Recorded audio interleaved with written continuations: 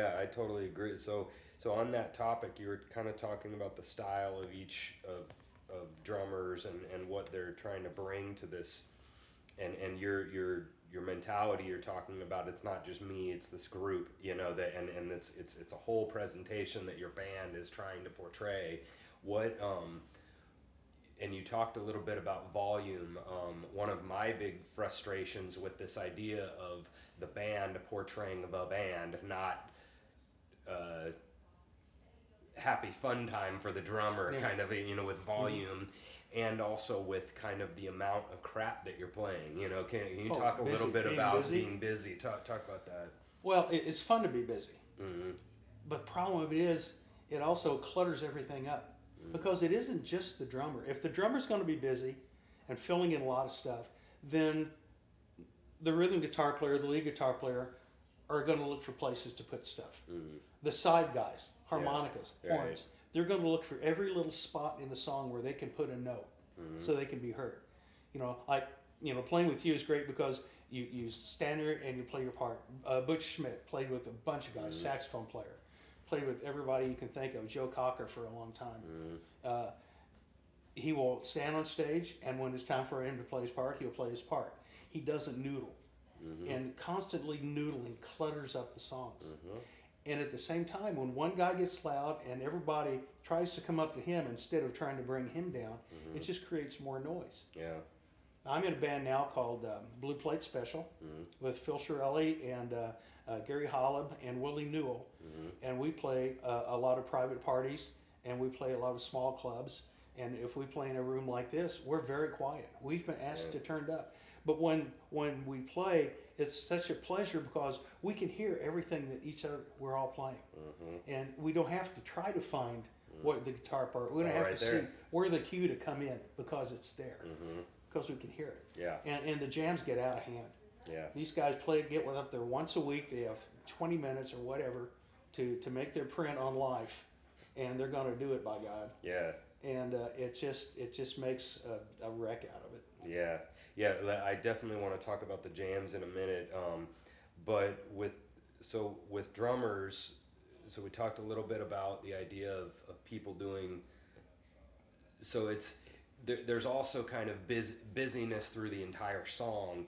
But I've noticed a lot, and bass players are sort of like this too, where it's just fill. I mean, like every 5 seconds is a fill, and that one thing that frustrates me is because, again, I don't know if I do this all the time, but I definitely have that mentality that you just said of I'm gonna very much think about when I need to play in this song. That's the word that's always coming into my head is when. Well, pocket. And pocket. Well, yeah, that's what drummers call it and bass players call it. Well, I guess I always think of the pocket as like the rhythm through the whole song, being in rhythm. I'm thinking more of the when, the place when, and the fact that when they do fills, especially like a bass player, that's my little spot, right? We always talk about in blues where you have sing, play, and that little play spot. When drummers and bass players do their little fill right there every single time, I mean, it's like, I seriously sit there like, why am I here? Well, it gets old. Like, yeah. And then, guys have their own perfect fills, and some guys don't have a lot. Like I have tried over the years to bring variety to what I do, and I'm trying to keep the beat. I can't do anything about speed because that's a whole band thing. This thing of the drummer keeping the tempo is just a bunch of hooey. Because if nobody's listening to the drummer, what's going to happen? They're going to go with the fastest guy because no one wants to get left behind. And there are some guys who play on the head of the beat, some guys who play on the backside of the beat. And if you get a bass player playing really ahead and you get a drummer playing way behind, you can't tell what's going on, but it doesn't feel right. And so that's what you've got to do is I try to establish a groove when I'm playing, and I try to not put too many fills in. Maybe I'll put more in if we're doing a jam or something because that's more of a free form thing. Right. But I've got to give some people some place to go. And then I'm not a solo guy. I really don't care about solos. I get distracted. I start thinking. I lose what I'm doing. But I really enjoy fills. So when I listen to drummers, I listen to how do they do their fills? how tasty are their fills, you know, because I was in a ZZ Top tribute band for 9 years. Okay, 3 guys, and most of the fills are drum fills. Yeah. A lot of them are double and triple tracked, so I have to make up a lick based on what people hear on their car radio, based on 3 tracks. Yeah. You know, and it works out because people are comfortable. And that's the thing about tribute acts, and a lot of bands have gotten away from playing things like the record. But a drummer usually plays things like the record because it gives people some place to go. And that's what I miss. And a lot of the jams is if a guy is playing a solo and he's not playing what you're used to hearing, that you don't know where the cue is, you don't know where to come in. Okay, and so I like the comfort of paying homage to a solo, and then doing it on your own. Yeah. You know, making it your own, but you can make it your own without, making it bad. Yeah. So you're saying you're with the argument of do it like the record or not like the record, you're saying that it's really that you enjoy really taking enough of it. And that's a very arbitrary thing, taking Sure. enough of the thing so that everybody does know sort of what's going on, but then make it your own enough, and it's really hard. That would be the fun of it, is drawing that line, right? Of how much, How many drummers try to make a song their own? Think about it for a second. Okay, my favorite band right now, and has been for a few years, is Government Mule.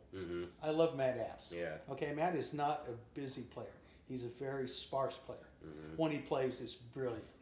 But a lot of times he's there, he's dynamic, he's forceful, and he's sort of driving the song along. But he's not doing a bunch of crap. Okay?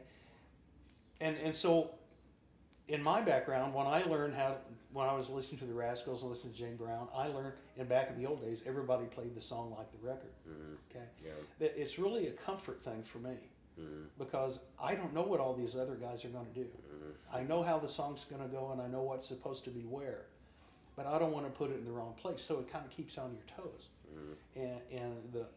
And even if a guy doesn't play it like the record, as long as he'll give you the same cue, if you're in a band, not in a jam, you're winging it. Yeah, you're listening, sure. you're being aware. Your antennas are all the way up. Sure. Yeah. You mentioned another thing about fills and how some people have like 2, I'm joking, but like one of the drummers that I actually really like is Nick Mason from Floyd, and one of the things that I'm always impressed by with him is I always joke with myself. I hear doon doon ba ba doon doon ba boom on like every single hit. It always sounds like the same fill, and it's because it is, But the thing that I'm always impressed by him is that there's songs like, what was the example? Like Us and Them. And so, I'm always impressed by his drum. I'm like, there's a million drummers out there that could not play that song like him. And how not overpowering he is with volume, obviously, but also just that really super laid back beat and really hitting it exactly where he needs to hit it with a really good pocket. And the fact that he doesn't do 19,000 fills or 19,000 different fills, and he's just really solid at all times, and he's got incredible musicianship, and I'm always really impressed by him. And that would be against the idea, his playing would be against the idea of learning a million different kinds of technique in a school. Obviously all those guys are super trained. They're all very good musicians, but he would blow that idea out of the water of needing to know 1,000 different things and how he uses what he has, and it's perfectly exactly what Floyd needed. I don't know what you think about drummers that are like that. You kind of alluded to it earlier. Well, basically, the drums are like punctuation, in a sentence. We accent what we know is coming up. We kind of give a little lead into it, and a couple of bass player friends of mine have commented on that I lead them into a change well, without starting measures ahead. Yeah, right. And you don't throw the drums at a song. You let a song happen. I started singing about 8 or 10 years ago, and so the song became more important than the drum part when you're doing something like that. And that's where the whole idea of presentation, because when over 10, 12 years ago, I was just banging away on drums. and then until when you start singing, you start realizing that this is something. This is what the people are really hearing. The people don't drive 20 miles to hear a guy do a lot of fills on drums. People come to hear a song presented well. Yeah. And that's what everybody needs to think. And the good thing about my little band is we all think the song comes first. Yeah, that's really great. We don't play long solos. We've got a great keyboard player, Willie Newell. Just tears it up. He's played with Michael Burke, Head East, Tommy Castro, people like that. Fine player. And he's got a couple of songs he plays some solos on, but not very many. The rest of us, we just want to do more songs in a night. Yeah, as many songs cool. as we can play in an evening is what we want to do.